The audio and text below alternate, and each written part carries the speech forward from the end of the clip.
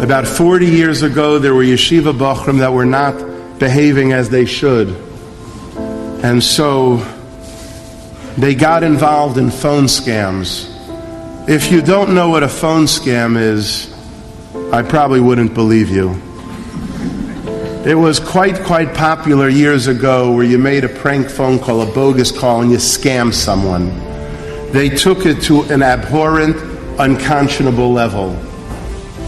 They called Meirei Halacha Gedolei Yisrael and asked bogus questions. It was one boy's turn to call Reb Moshe Feinstein. And at 11:30 at night, he called Reb Moshe. The Rebbitzin said, the Rosh Hashiva is sleeping, should I wake him? And the boy said, yeah. And Reb Moshe came to the phone, hearing it's a halachic question. He washed his hands.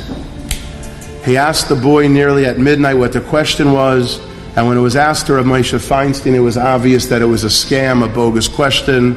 It was made up. Reb Moshe asked the boy, what yeshiva do you learn in? The boy didn't want to answer. He didn't want to get in trouble. Reb Moshe said, I won't get you in trouble. Where do you learn? He told him.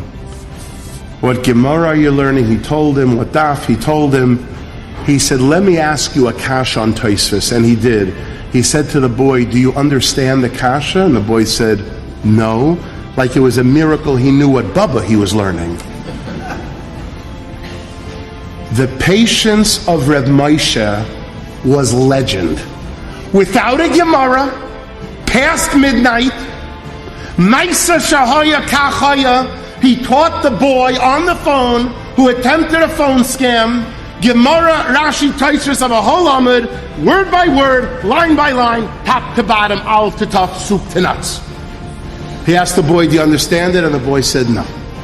Like Rav Preda in his door, Rav Moshe taught it. The only detail I don't know is if he taught it 3 times or 4 times, but he did.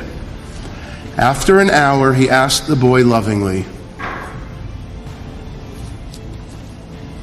do you understand the kasha on Tosfos? And the boy said, that's an amazing kasha.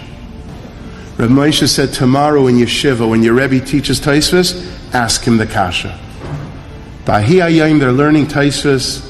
The boy raises his hand. The Rebbe is wondering, what, pray tell, could this kid want?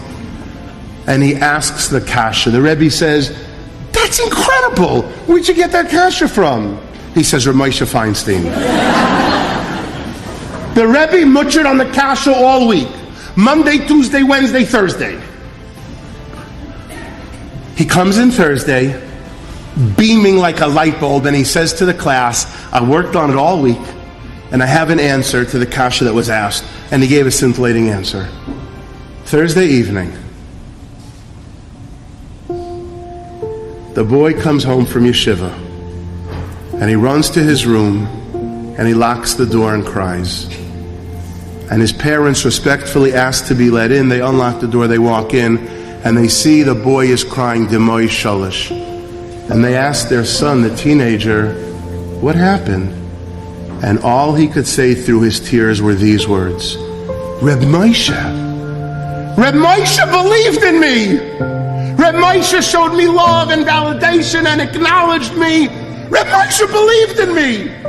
And if Reb Moshe believed in me, then I believe in myself. You hear me, Tati and Mommy? I believe in myself. And I'm ready to go back tomorrow morning to yeshiva to start learning. Because Reb Moshe believed in me, I believe in myself.